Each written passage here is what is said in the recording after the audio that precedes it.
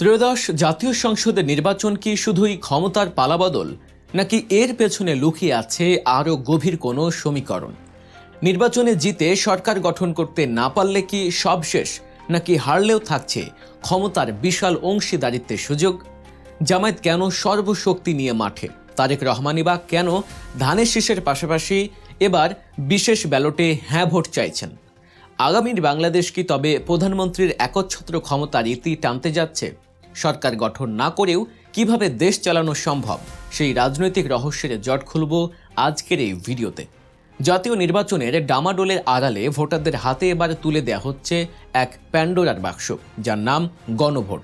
দীর্ঘ 17 বছর পর উৎসব মুখর পরিবেশে মানুষ ভোট দিতে উন্মুখ হয়ে আছে, কিন্তু তারা কি জানেন এবার তাদের দেয়া একটি হ্যাঁ ভোট কিভাবে পাল্টে দিতে পারে ক্ষমতার চিরচেনা ব্যাকরণ?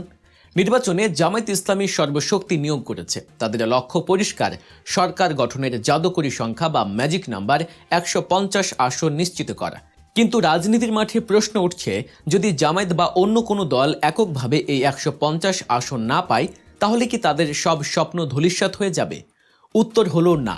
এখানেই লুকিয়ে আছে এবার নির্বাচনের সবচেয়ে বড় টুইস্ট। কারণ সরকারে না থেকেও ক্ষমতার কেন্দ্রে থাকার এক অকল্পনীয় সুযোগ তৈরি করেছে এই গণভোট বা রেফারেন্ডাম প্রক্রিয়া।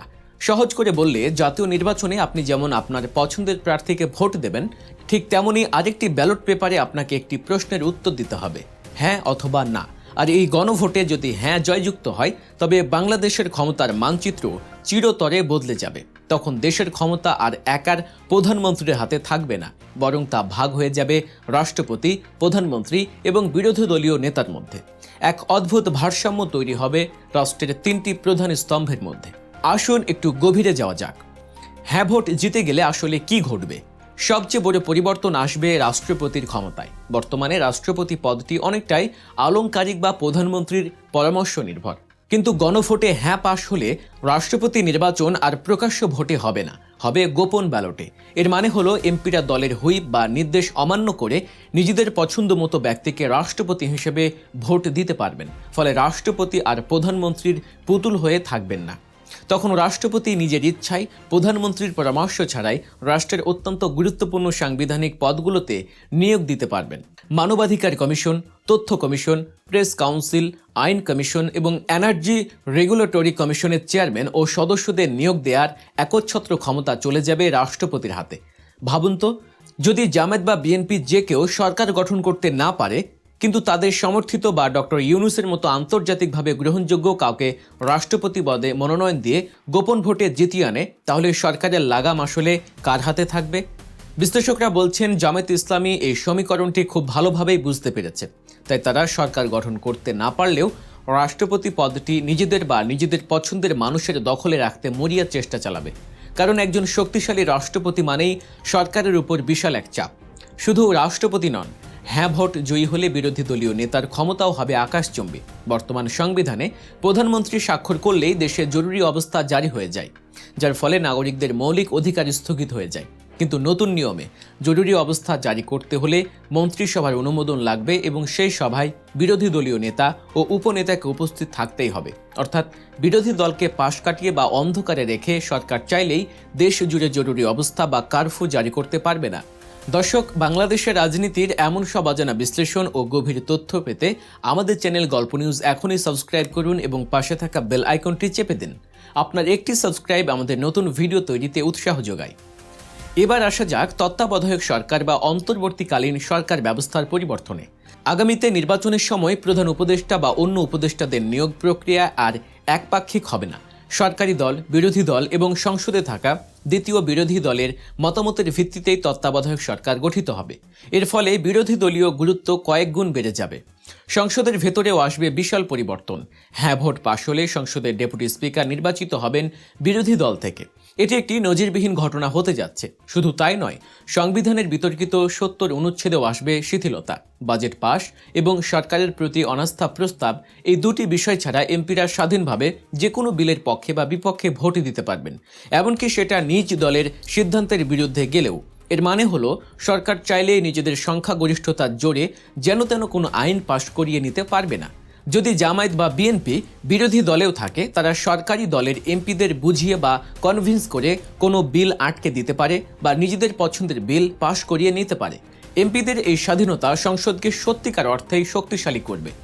নারীদের ক্ষমতায়নে থাকছে বড় চমক। সংসদে নারীদের জন্য সংরক্ষিত আসন 50 থেকে বাড়িয়ে 100-তে উন্নীত করা হবে। একই সাথে যুক্ত হবে সংসদে উচ্চকক্ষ। এই বাড়তি আসনগুলোতে রাজনৈতিক দলগুলো তাদের নারী নেত্রীদের আরও বেশি করে সংসদে আনার সুযোগ পাবে। জামায়াতে ইসলামী বা বিএনপির মতো দলগুলো এই সুযোগ কাজে লাগিয়ে সংসদে নিজেদের শক্তি আরও সংহত করতে পারবে। এখন প্রশ্ন হলো, বিএনপির অবস্থান কি? বিএনপির ভারপ্রাপ্ত চেয়ারম্যান তারেক রহমান কি এই ব্যবস্থার বিরোধিতা করছেন? এখন আপাতত না, বরং তিনি এই পরিবর্তনকে সাদরে গ্রহণ করেছেন এবং একে প্রচারণার হাতিয়ার হিসেবেও ব্যবহার করছেন।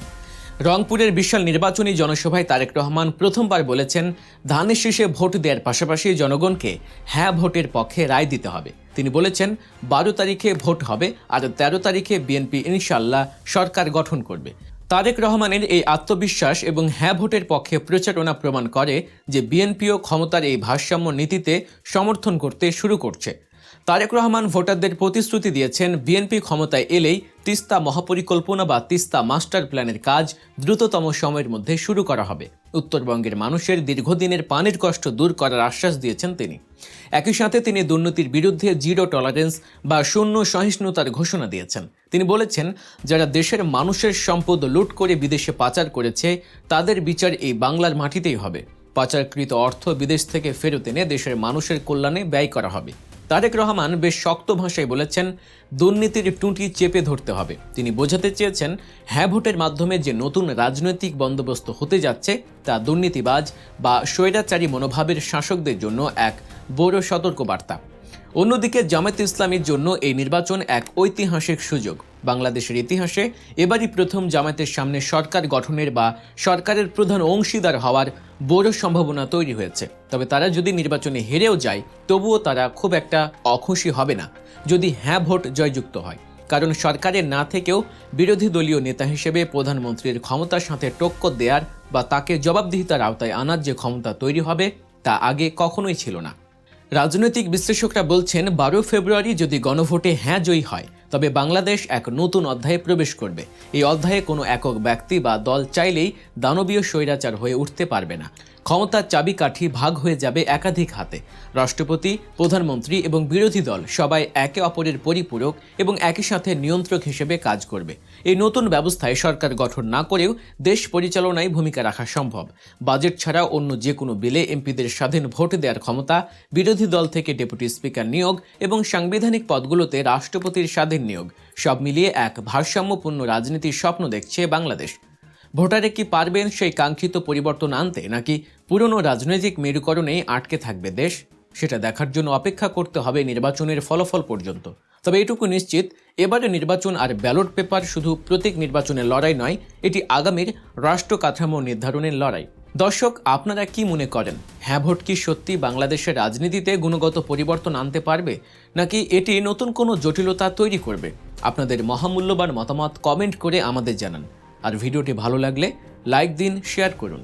যাওয়ার আগে আবারও মনে করিয়ে দিচ্ছি, এমনই সব বিশ্লেষণধর্মী খবরের জন্য গল্প নিউজ সাবস্ক্রাইব করতে ভুলবেন না। দেখা হচ্ছে পরের ভিডিওতে। সে পর্যন্ত ভালো থাকুন, সচেতন থাকুন। আল্লাহ হাফেজ।